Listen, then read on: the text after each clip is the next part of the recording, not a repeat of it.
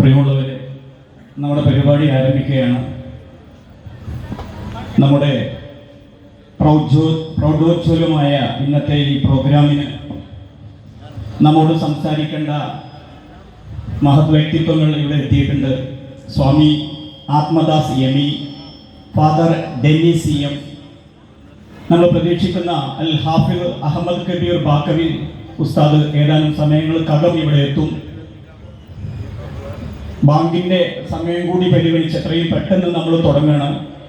ഈ പരിപാടിക്ക് സ്വാഗതം ആശംസിക്കുന്നതിന് വേണ്ടി